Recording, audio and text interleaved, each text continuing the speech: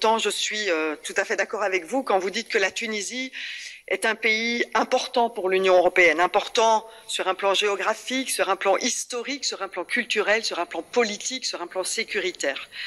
En 2011, la révolution pacifique menée par des milliers de citoyens tunisiens mettait fin à un régime, à une dictature de M. Ben Ali.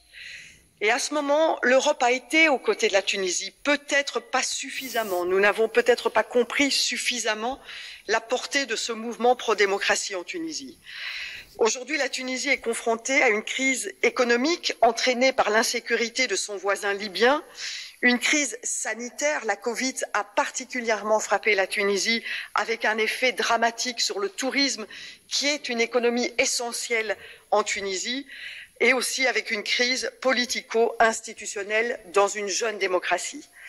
L'Union européenne doit, à ce titre, doubler ses efforts à l'égard de la Tunisie et être aux côtés, avant tout, des citoyens tunisiens. Dans une démocratie digne de ce nom, un homme à lui seul ne peut prétendre représenter l'exécutif, le législatif ou le judiciaire. Dans une démocratie digne de ce nom, un décret ne peut pas changer la Constitution. Dans une démocratie digne de ce nom, nous ne pouvons pas interdire arbitrairement les voyages, nous ne pouvons pas juger des civils dans des cours militaires. Tout cela aujourd'hui a lieu en Tunisie. Et donc nous demandons que l'état d'exception cesse, que le processus démocratique reprenne, mais que nous évaluions aussi notre action à l'égard de la Tunisie pour être plus efficace. Merci. Merci beaucoup, Madame la Présidente. 10 ans après les printemps arabes, et pourtant la Tunisie fait encore face à des problèmes économiques et des problèmes de sécurité. Le pays est touché par une forme d'instabilité politique et une crise sanitaire. Sans compter la décision de suspendre l'Assemblée et la Constitution, le président Sayed a frappé de plein fouet la démocratie tunisienne. Aujourd'hui, il dispose de tous les pouvoirs, justice, administratif, exécutif. Cette situation pourrait conduire à des affrontements violents avec la société civile. Nous demandons au président qu'il établisse un dialogue pacifique avec les différents parties du pays, ainsi qu'avec la société civile, pour trouver une sortie de crise politique dans le pays. Les institutions européennes et les États membres doivent continuer à appuyer les aspirations démocratiques des Tunisiens. Merci beaucoup. Monsieur Mariani, 1 minute 30. La Tunisie, par son histoire, sa culture, sa géographie, est indéfectiblement liée à l'Europe. La période qui vient de s'écouler dans le pays a été particulièrement déplorable pour nos relations. L'arrivée au pouvoir d'un parti lié à l'islamisme a précipité les tensions migratoires, sécuritaires et culturelles. Comme partout où les disciples des frères musulmans ont dirigé, le résultat a été catastrophique. L'appauvrissement, la gabegie, la corruption ont constitué le bilan d'Ennahda et l'implosion politique guettée depuis longtemps. Comme partout, les printemps arabes n'ont accouché que d'une catastrophe sociopolitique. Tous les observateurs étaient particulièrement inquiets. Les plus sérieux ont donc accueilli avec un immense soulagement l'élection et les décisions de Kais Saied. Kais Saied, c'est l'inverse des islamistes. Ceux qui, en basket, vendent à la Turquie et ne sont pas capables de lire le Coran. Il parle l'arabe littéraire, il a emporté les dernières présidentielles avec plus de 70% des voix et j'avoue que je reconnais qu'il développe des arguments souverainistes. Je constate que son nouveau gouvernement compte beaucoup de femmes, dont la Première ministre. Il est composé, le Parlement européen devrait s'en réjouir. Au lieu de cela, visiblement, certains préfèrent relier la propagande des frères musulmans. Ils voudraient que l'État de droit profite aux partis islamistes. Ils continuent à soutenir les solutions qui ont plongé la Tunisie dans un déclin économique et accélérant les flux migratoires. Une Tunisie forte et prospère serait un atout pour les États membres de l'Union. Laissons sa chance à ce nouveau gouvernement qui a toutes les qualités pour redresser la Tunisie en retrouvant la voie d'une démocratie efficace au service de sa population. 1 minute et demie. Merci Madame la Présidente, Monsieur le représentant. Depuis juillet, nous suivons de près les évolutions politiques, instauration d'un état d'urgence en date de fin, concentration de tous les pouvoirs dans les mains du président, suspension du Parlement et de la Constitution de 2014, assignation à résidence, interdiction de quitter le pays, cours militaire pour juger des civils, alerte des ONG. Depuis juillet, nous sommes inquiets. Depuis juillet, nous attendons des signaux rassurants qui ne sont pas suffisamment venus. C'est pour cela que dans notre résolution, nous rappelons tout le chemin que la Tunisie a parcouru depuis 2011, seul pays du Maghreb à avoir réussi à prendre la voie de la démocratie. Nous exprimons notre inquiétude, nous demandons au président une feuille de route claire. Je comprends la défiance du peuple tunisien face à un Parlement bloqué qui n'a pas su faire face à la crise économique, sociale et sanitaire, mais je ne peux pas croire qu'il aspire à un retour en arrière. J'entends qu'une partie de la population tunisienne a confiance en son président, mais cette confiance ne peut pas se substituer à long terme au bon fonctionnement d'institutions indépendantes. Comme Jean Monnet disait, rien n'est possible sans les hommes, et je rajoute les femmes, mais rien n'est durable sans les institutions. Je suis fière d'être la rapporteure pour mon groupe sur la Tunisie, ce pays si courageux qui a fait le pari de la démocratie et qui a gagné à travers le quartet le prix Nobel de la paix en 2015. Nous vous soutiendrons toujours dans ce combat, car l'enjeu est important et le chemin parcouru précieux. Vive la démocratie tunisienne. Ta'esh Demokratia Tunisia. Merci. Monsieur Massimo Castaldo, pour 1 minute. Merci, Président. Monsieur le représentant, avec Najila Bouden, la première femme qui va occuper le poste de Premier ministre dans le monde arabe, eh bien, ça devrait être une bonne nouvelle pour nous. Mais comme la plupart d'entre vous, je ne puis que nourrir des préoccupations. Des préoccupations parce que le Parlement tunisien est gelé, il ne pourra pas exprimer son vote de confiance. Qui va maintenant se prononcer? L'accord constitutionnel, on n'a jamais créé, malgré toutes nos recommandations. Nous comprenons très bien la situation grave en matière de santé économico-sociale dans laquelle se trouve la Tunisie, les difficultés politiques, la corruption. C'est pour ça qu'en tant qu'ami du peuple tunisien, je demanderai à Madame la haute représentante de maintenir notre coopération ainsi que notre soutien. Mais vraiment, j'en lance un appel à M. Sayed pour qu'il permette le Haut-Parlement de refonctionner, qu'il crée la Cour constitutionnelle. L'urgence ne peut pas justifier la concentration des pouvoirs durant des délais indéterminés. On ne peut pas avoir tous les pouvoirs dans les mains d'une seule personne sans contrepoids, sans protection constitutionnelle. Le phare de la Tunisie doit continuer à briller. Nous, Européens, nous devons vraiment être prêts à assumer notre part. Mais je rappelle que les choses les plus nobles ne peuvent pas, de toute façon, justifier certains moyens. Je dirais quand même, vive la démocratie de la Tunisie. Merci infiniment. C'est maintenant à Monsieur. 1 minute et demie.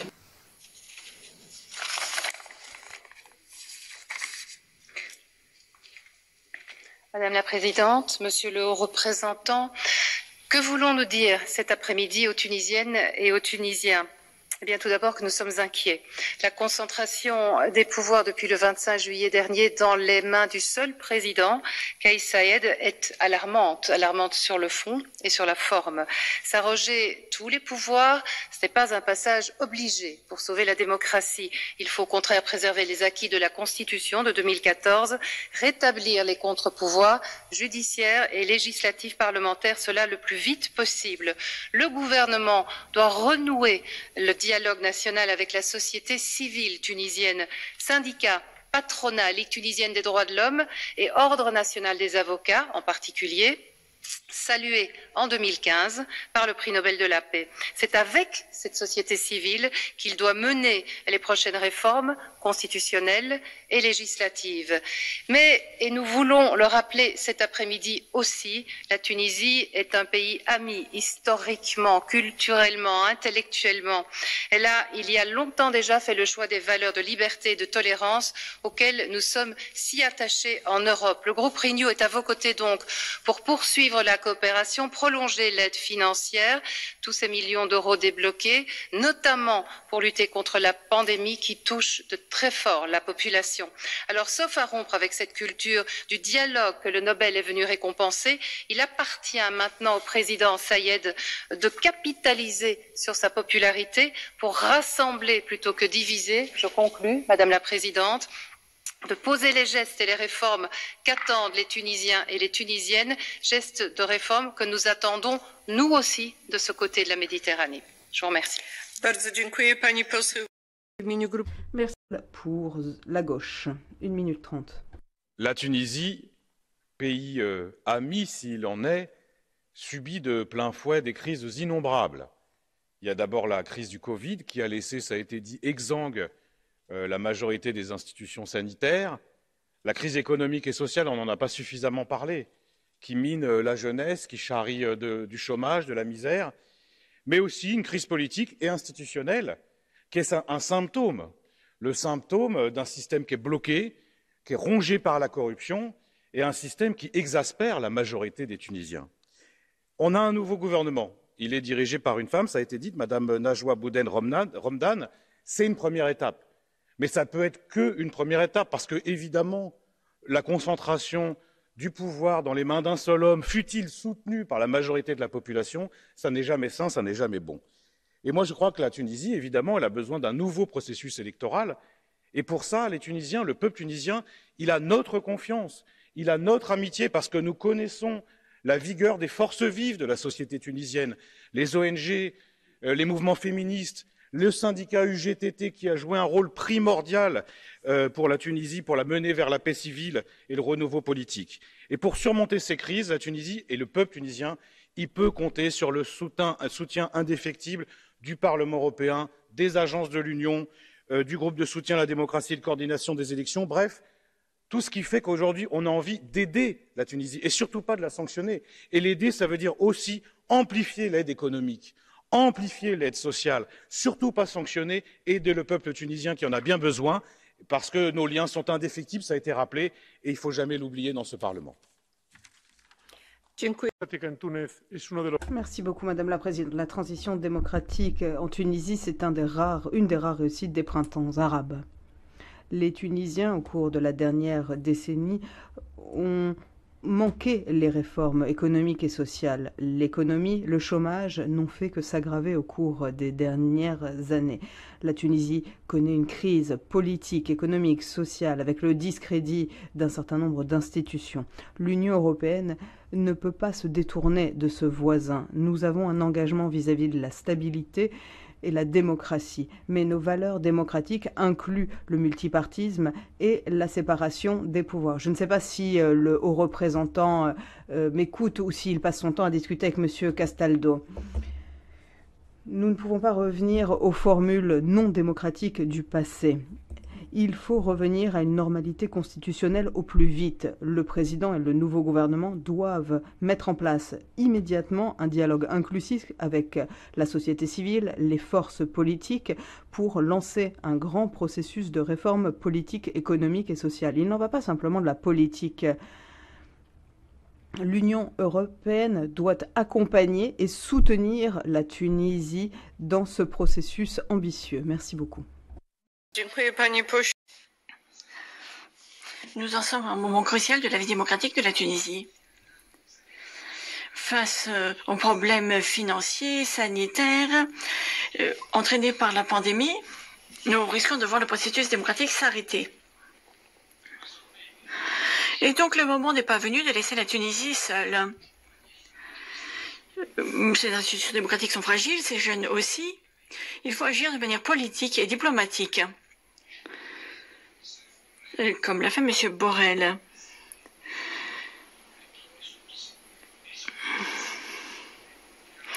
Bon, il faut apporter une aide et soutenir l'effort de la Tunisie. Nous connaissons les risques auxquels est confronté le président Sayed. Concentrer tous les pouvoirs entre ses mains, suspendre les activités du Parlement. Il ne doit s'agir là que de mesures temporaires pour ouvrir une perspective démocratique au pays. Donc il faut un nouveau gouvernement, à la tête duquel se trouve une femme d'ailleurs.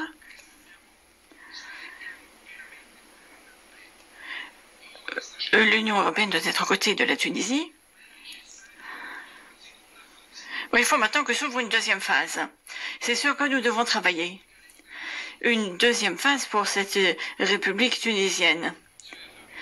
Après la révolution de 2011 et la constitution de 2014. On ne peut pas soigner la démocratie en l'étouffant. Je crois que c'est le message qu'il faut transmettre à la Tunisie.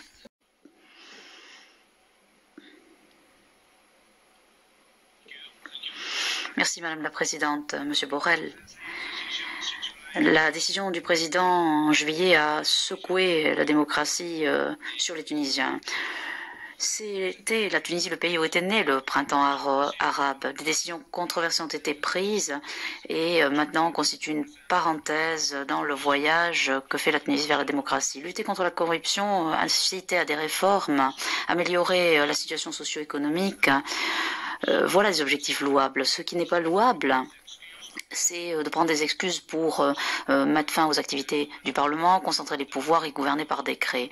Le soutien populaire apparent du président n'est pas une raison pour justifier tout ce qui s'est passé. Nous nous félicitons de la nomination de la nouvelle première ministre, la première femme à mener un gouvernement dans le monde arabe. C'est une étape positive, mais souvenons-nous que ses pouvoirs demeurent limités. Monsieur Sayed doit encore nous présenter une feuille de route claire vers la restauration complète de l'ordre constitutionnel et démocratique, y compris la restauration du Parlement. Nous aurions aimé qu'il y ait plus de pression de la part de l'Union européenne pour aller dans ce sens. Les aspirations démocratiques du peuple tunisien, la défense des libertés fondamentales nécessitent une réponse beaucoup plus audacieuse des Européens. Merci. Chers collègues, le peuple tunisien a décidé en 2011, par une révolution que le monde entier a admirée, d'instaurer un régime démocratique. L'Union européenne l'a soutenu dans ce choix. 10 ans après, les promesses de la révolution n'ont hélas pas été tenues. La situation économique et sociale de la Tunisie s'est fortement dégradée et d'énormes manifestations ont dénoncé une corruption endémique. Je comprends que face à ce chaos, le président Sayed ait décidé de réagir. Élu avec plus de 72% des voix, il dispose de la légitimité démocratique pour le faire. Vu d'Europe, les moyens qu'il a employés sont certes surprenants. Prise des pleins pouvoirs le 25 juillet, suspension de la Constitution le 22 septembre. Mais je veux croire que l'objectif du président Sayed est, comme il le dit, d'instaurer le plus vite possible une démocratie débarrassée de la corruption. Et je ne doute pas qu'un agenda politique véritablement démocratique sera dévoilé prochainement avec l'annonce de l'élaboration d'une nouvelle constitution, puis l'organisation d'élections. Confiant dans les capacités du peuple tunisien à prendre en main son destin et respectueux de sa souveraineté, je lui souhaite bonne chance et l'assure de mon amitié et de mon soutien.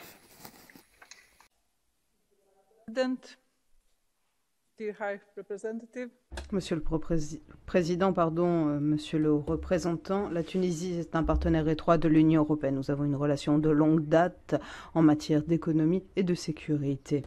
L'Union a réaffirmé son engagement vis-à-vis du pays et de la région par le biais d'une stratégie renouvelée pour la coopération avec le voisinage méridional. Mais je suis particulièrement inquiétée des dernières évolutions politiques en Tunisie. La situation met en danger les droits de l'homme.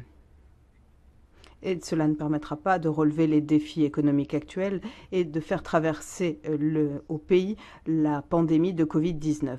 Pour respecter l'état de droit, il est essentiel de s'assurer que les institutions publiques fonctionnent dûment. J'appelle les dirigeants politiques tunisiens à agir dans le plein respect des principes constitutionnels et donc à reprendre une activité parlementaire aussi rapidement que possible en adhérant à toutes les normes démocratiques. La population tunisienne le mérite. Merci beaucoup.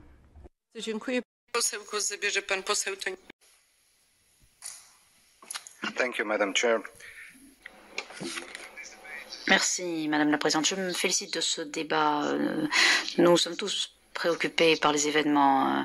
Le Parlement a été suspendu en juillet. Un nouveau Premier ministre a été nommé, un gouvernement, mais il a quand même vraiment agi d'une façon particulière. Nous devrions réagir. Le respect des droits de l'homme, la démocratie, l'état de droit sont des choses fondamentales pour parvenir à une économie inclusive, à de la croissance, à de la prospérité en Tunisie. La Tunisie a besoin d'un gouvernement qui rende des comptes pour reprendre des entretiens avec le FMI par rapport aux débours, des prêts dont ils ont tellement besoin et qui sont nécessaires pour relancer l'économie du pays. En ce sens, il faut être attentif à l'utilisation transparente de l'aide de l'Union dans le cadre du nouveau paquet investissement. En tant que protagonistes géopolitiques, nous devrions aider ce pays à rejoindre la voie de la démocratie. Merci infiniment. Monsieur le Président, Monsieur le représentant, je dirais que la Tunisie a été un partenaire fondamental au niveau de la rive méridionale. Je ne parle pas que de la situation politique, mais il y a la situation économique, sociale et sanitaire de ce pays, et tout cela est préoccupant. Le président Sayed a suspendu les activités du Parlement, il a démis le Premier ministre, il a levé l'immunité des députés, il a argué d'une période d'exception pour faire face à la crise que traverse le pays. Mais tout cela remet en cause les principes de base du fonctionnement d'un système démocratique.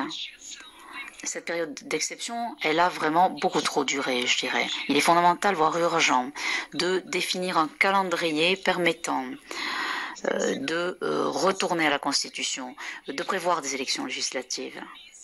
La Tunisie avait été un exemple du printemps arabe. L'Union européenne doit faire maintenant tout ce qui est en son pouvoir pour aider ce pays à retrouver la démocratie. Je vous remercie. En matière d'affaires étrangères, peut s'exprimer. Je vous en prie, Monsieur Borrell, c'est à vous.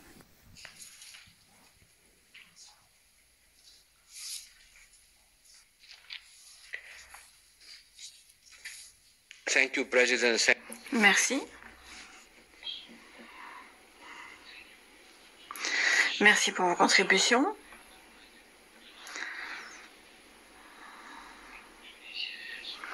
Elle souligne l'importance de la Tunisie pour l'Union européenne.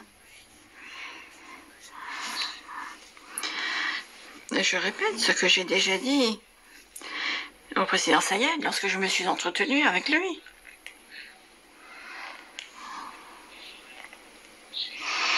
Il est important de mettre en place un calendrier bien défini pour revenir à l'ordre constitutionnel. Je veux dire en français exactement comme je lui ai dit, basé sur la séparation des pouvoirs,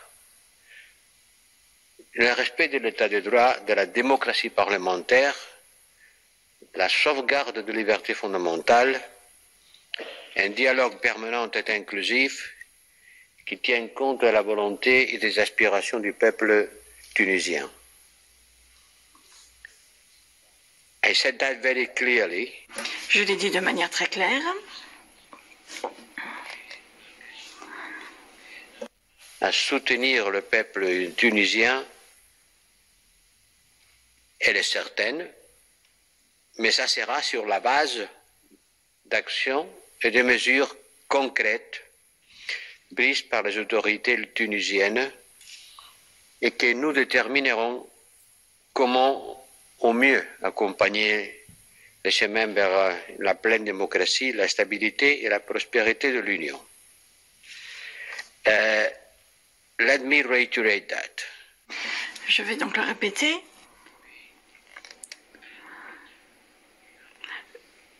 Notre soutien sera ancré dans nos valeurs démocratiques. Et ce sont celles qui ont inspiré la révolution tunisienne. Et nous allons baser nos actions, non pas sur des déclarations, mais sur des actions concrètes et sur les étapes entreprises par les autorités tunisiennes. Et nous allons suivre la situation de près et nous allons agir conformément à ces actions. Merci.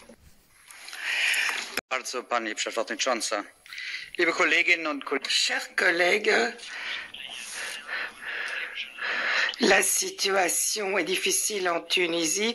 Je pense que tout le monde en est conscient et ce n'est pas une nouveauté. Il y a pas mal de pays qui se trouvent dans une situation complexe et qui sont confrontés à la corruption. Mais ce n'est pas pour autant qu'il faut mettre entre parenthèses un Parlement élu démocratiquement. Il ne s'agit pas ici d'annoncer de nouvelles élections, mais on se base sur un article 80 de la Constitution en cas de danger pour la sécurité ou l'indépendance du pays. Voilà donc ce que dit la Constitution tunisienne. On ne parle pas ici d'un combat ou d'une lutte entre le président et le Parlement. Et à ce moment-là, il a quitté le cadre de la Constitution. Il aurait dû au préalable consulter le chef du gouvernement. Et cet article 80, paragraphe 2, le Parlement est considéré comme étant en séance continue. Mais au lieu de cela, il l'a suspendu pour une durée illimité et avec le décret 117, il a décidé que ce décret était supérieur à la Constitution. D'après moi, c'est plus ni moins qu'une infraction à la Constitution et il ne faut... Et au lieu de ce type de décision anticonstitutionnelle, il faudrait un dialogue national peut-être coordonné par le quartet. Et il faut aussi que le Parlement élu démocratiquement y participe. Merci beaucoup. Merci beaucoup.